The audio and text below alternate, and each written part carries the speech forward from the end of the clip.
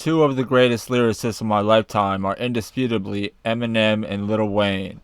Lil Wayne has had his fair share of issues, but I want to talk about what I believe is Eminem's greatest comeback in his career. I'm sure most of us know about Eminem's albums Relapse and Recovery. Most of us know the backstory to all of Eminem's past drug problems, and as to not pour salt on old wounds, I'm not going to speak on all that.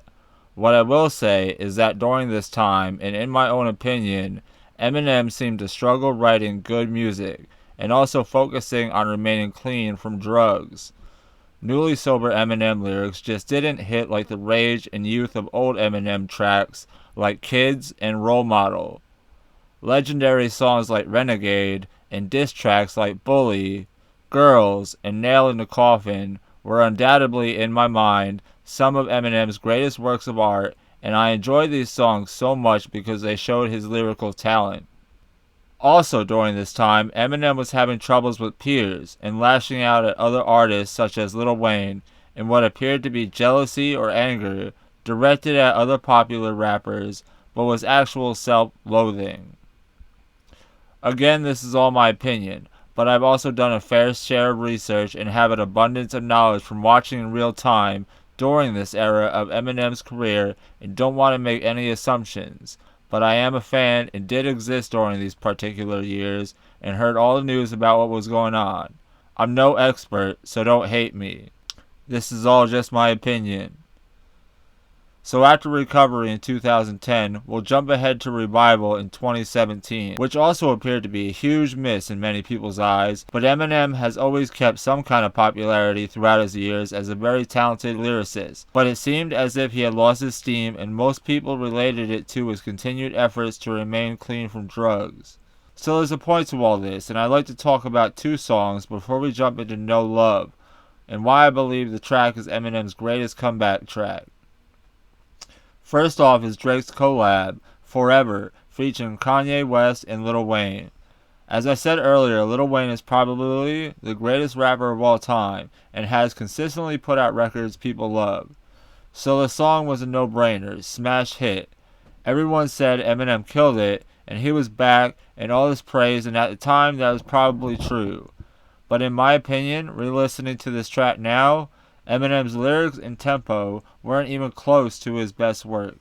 Go ahead, go listen to it and tell me it's his best work, and I'll tell you, I think everyone besides Eminem still appeals to me on this track, and it's not something I listen to because Eminem's on it, if that makes sense.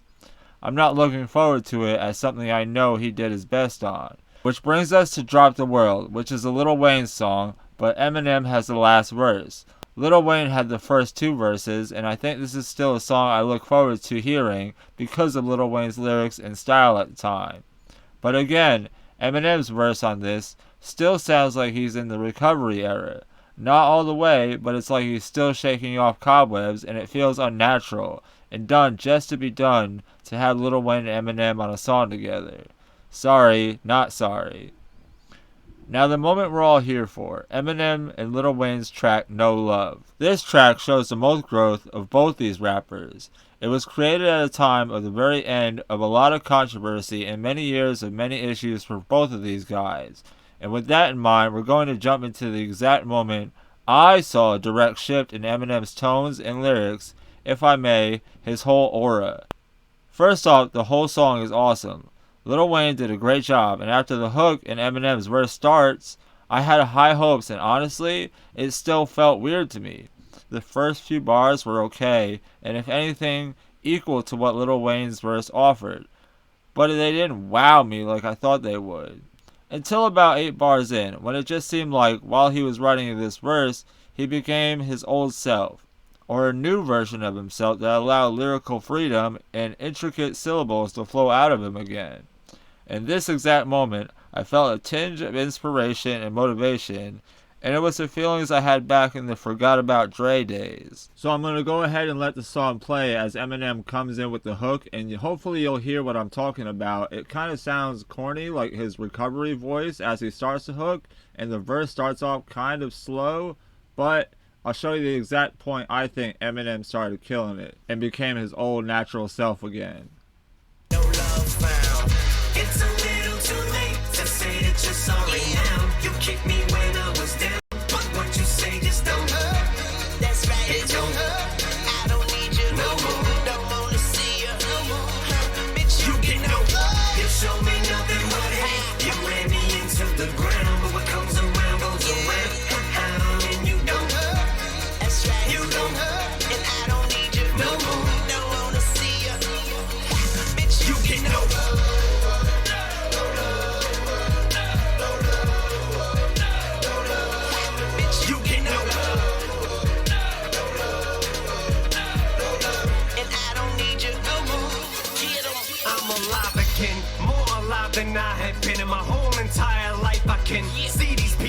ears perk up as I begin to spaz with the pen. I'm a little bit sicker than most. Shit's finna get thick again. Okay, it's gonna be right here after this Kanye West line where it just seems like he becomes a different person. You're gonna see. Check it out. How I treat them, so why the fuck would I join them when I beat them?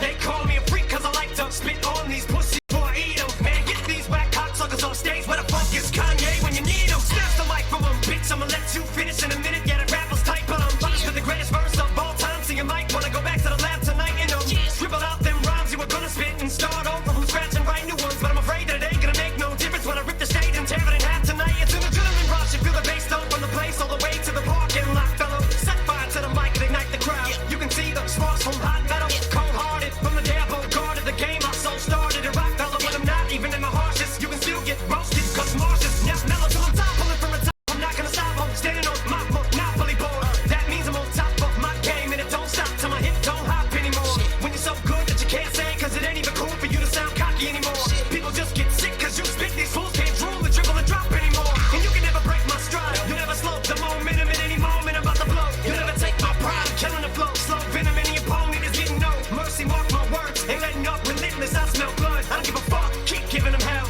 Where was you when I found and needed help up? You get no love. Alright, tell me you didn't get chills listening to that verse. That little specific, those lines right there. Tell me you didn't get chills at some point just like vibing to that and feeling the realness in that. Right there, right after that Kanye West line where it's like snatched the mic out of his hands and it just he goes off and it just feels like he becomes this lyricist again where he's able to put syllables together and just slide through words and it just feels so natural and impressive. Just the Eminem that I'm used to seeing, you know? I'm not sure if it makes sense to anybody. I also believe that almost all his work after this started to become a lot better. And there's a lot more history and detail I didn't cover in this video, both before and after this comeback. So if you like more videos from me, from my perspective of Eminem's life story, let me know in the comments, because I've been a fan of his my whole life, and I feel a lot of the newer generation, who may just be finding out about Eminem, might not know about such classics as Who Knew or Criminal, or the original Bad Meets Evil story. I also know all about the ICP beef from both sides as well, and would love to share it, so let me know with a like or subscribe if you're cool. I also hope I didn't disrespect Eminem or Lil Wayne's legacy in any way. They are two of my favorite rappers, and I hope they go on to live fulfilling lives and have great careers. So that's it from me, guys, and I'll catch y'all later.